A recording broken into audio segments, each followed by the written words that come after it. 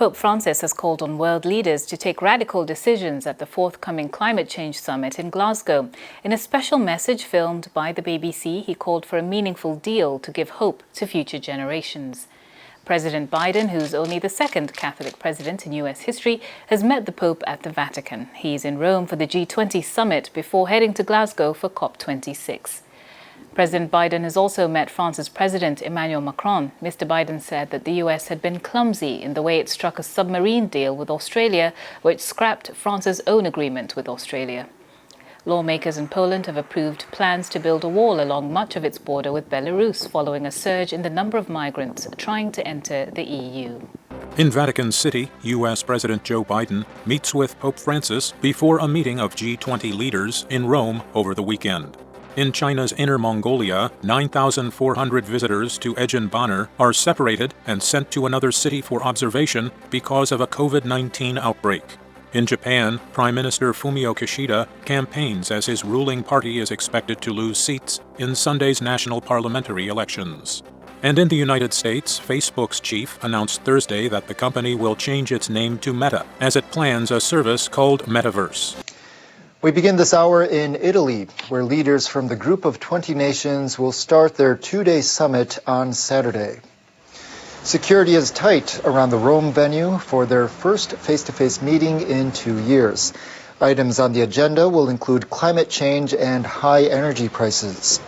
They're also expected to discuss distributing vaccines to low-income countries and a global minimum tax rate to keep companies from moving operations overseas. Not every leader is on hand. Chinese President Xi Jinping and Russian leader Vladimir Putin are attending the meeting remotely. One of those who has chosen to appear in person is U.S. President Joe Biden. He arrived in the Italian capital on Friday. Biden met with Pope Francis at the Vatican.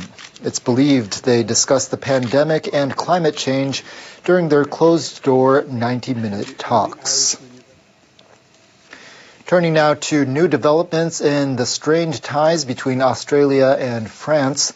Australian Prime Minister Scott Morrison and French President Emmanuel Macron talked by phone on Thursday for the first time since Australia scrapped a major submarine deal with France last month.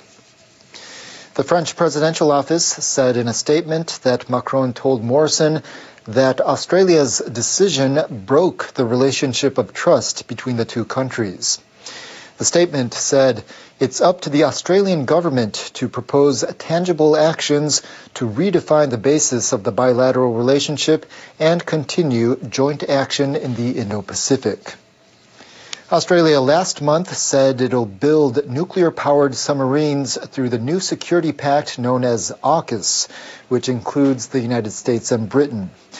It's unclear if France's harsh stance toward Australia will ease following the two leaders' conversation.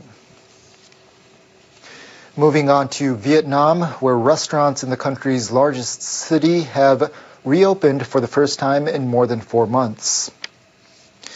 Restaurants and cafes in Ho Chi Minh City resumed business on Thursday. They can stay open until 9 p.m. Alcohol is allowed in some areas. Diners will be restricted to less than half the number before the pandemic. Officials tried at one point to contain infections by distributing food and banning outings. The number of daily cases has recently been 3,000 to 4,000, a remarkable drop from around 10,000 in August. But the strict measures have taken a toll on the economy. The government is trying to strike a balance between stopping the virus and reviving the economy. Now to coronavirus updates in Japan. A study has found 1 in 4 people who tested positive for the virus but showed no symptoms later developed pneumonia. Officials in Wakayama Prefecture, Western Japan, compiled the data. The prefecture has been asking everyone who tests positive to be hospitalized, regardless of whether they have symptoms. 1,199 people had no symptoms when first tested, but 331, or about a quarter, were later diagnosed with pneumonia. 20 of them died. Officials say it's vital to create a system to monitor changes in infected people's health conditions and respond quickly at an early stage. Health authorities reported over 290 new infections across Japan on Friday. The number of patients in serious condition is 145, down 32 from Thursday. Workers have started removing huge amounts of pumice stones that have been clogging up the waters in an Okinawa port town. The stones have been causing a lot of damage to the local fishing and tourism industries. The floating stones began appearing along coastal areas of the southwestern Japanese prefecture earlier this month. They were thrown up by an undersea volcano that erupted in August near the Ogasawara Island chain to the east. The workers used power shovels to scoop up the stones at Hentona Port in the village of Kunigami on Friday morning. Prefectural officials say it'll cost the equivalent of about $650,000 to clear the pumice from Hentona and another port in the village. 80% of the cost will be covered by disaster relief funds provided by the central government. At this point, we're planning to complete the removal over the next 2 to 3 weeks. But we'll have to see how things go in the next couple of days to determine how long it will take. Fishermen are doing their best to protect a pair of dolphins from the pumice stones. A fishing co-op in the town of Chatang keeps the animals in an enclosure about 300 meters offshore as a tourist attraction. The co-op says so far not much pumice has appeared in the waters surrounding the town. But there's concern that if any pumice gets into the enclosure, the dolphins might swallow the stones by mistake and die. To prevent this, the co-op has put up 2 extra nets around the enclosure. Divers regularly check to see if any pumice is getting in. Deputy Chief Cabinet Secretary Isozaki Yoshihiko said the government will do what's necessary to deal with the pumice. We are concerned that pumice stones might drift across the sea surface and cover large parts of Japan. The government will continue to monitor the situation. Isozaki added that funds from the Disaster Relief Program and the Environment Ministry will go toward clearing away the pumice stones. Former New York Governor Andrew Cuomo has been charged with a misdemeanor sex offense. Cuomo resigned in August after a report concluded he had engaged in sexual misconduct. State court officials said a criminal complaint charging the former governor was filed on Thursday. The complaint said Cuomo had allegedly engaged in the forcible touching of a woman at the governor's executive mansion last December. Her name was not disclosed in the document. Cuomo's lawyer has denied the accusations. He stepped down as governor after an investigation found he had sexually harassed women, including government workers. Cuomo denied it, but said he was resigning to avoid disrupting the work of government.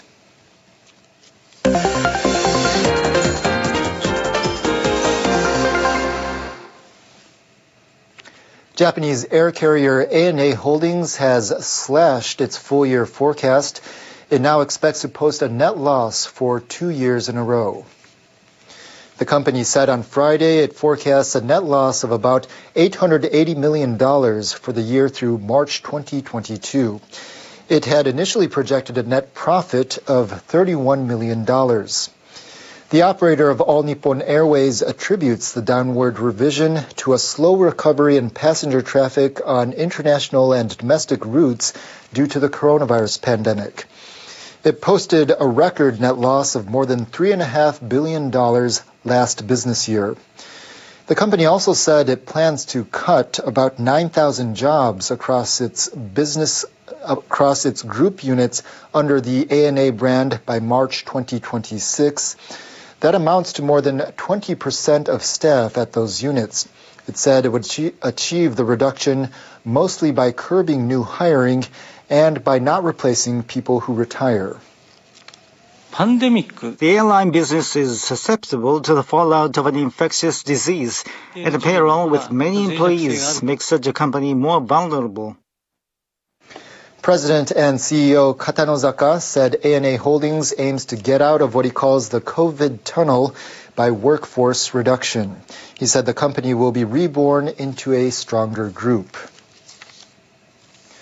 Toyota Motor has unveiled the first electric vehicle under its dedicated EV brand, Toyota BZ.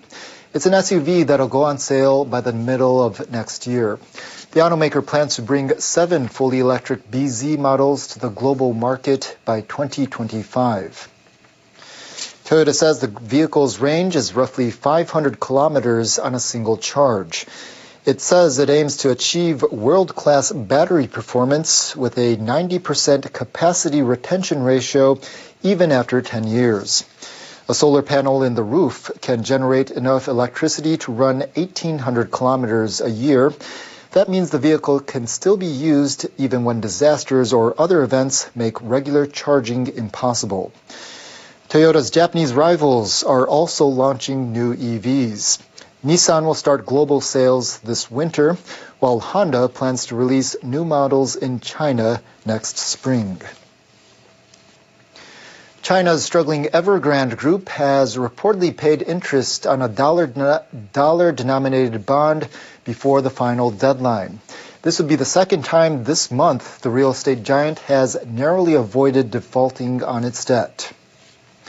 Chinese media say Evergrande paid about $45 million on the bond coupon before the 30-day grace period expired. The New York Times also cited one of the firm's creditors as saying the payment had been made. Evergrande reportedly resumed construction work on multiple projects and also decided to significantly scale down its real estate operations. But it's unclear whether the company can fundamentally improve its finances. It still has to pay interest on other bonds that have entered their grace periods. Meanwhile, negotiations to sell part of Evergrande's business to secure funds have stalled. Heavy rain has poured into parts of the United Kingdom this week, but how's the weekend looking? Our meteorologist Sakamori has the forecast in World Weather. Hello there. A plume of ample moisture has been surging into the UK, bringing huge amounts of heavy rainfall. Parts of the UK saw 370 millimeters of rain within 2 days. It looks like heavy rain will be heading towards the east, affecting the Scandinavian peninsula. We have another intense low over the Iberian Peninsula. Heavy rain and also strong winds will pound the peninsula. And there is a Medicane still rotating near Italy. The system has caused deadly flooding over Italy and also northern Africa. Meanwhile, in the U.S., we saw 2 tornadoes across Florida. We will see heavy rainfall across the eastern half of the United States. Rain will also spread towards the northeastern United States, which was battered by a nor'easter. Heavy rain and strong winds buffeted the area. And another Pacific storm will pound the west coast, including northern areas of California as well as Oregon. And Sunday is Halloween. Casper, Wyoming will see a snowy Halloween on Sunday with high of only 4 degrees. Deadman Crossing in Ohio, Pumpkin, Georgia, and Scary, West Virginia will see sunny weather on Halloween. And talking about Halloween, we have cute video coming out of Western Japan. Cooler air has graced most of Japan, bringing a seasonal change to the country. At Matsue Bogo Park, staff produced handmade costumes for the penguins in preparation for Halloween. Visitors said that the birds were quite cute in their outfits. Sunday is also Japan's general election day, and this is the forecast for Sunday. Weather is looking nice for many places. Tokyo's high will be 19 degrees. Cloudy weather is in the forecast. Statistically, cloudy weather leads to a higher turnout rather than sunny or rainy weather. Rain is in the forecast in Osaka, but lots of sunny weather in the north. That's it for me. Have a nice weekend.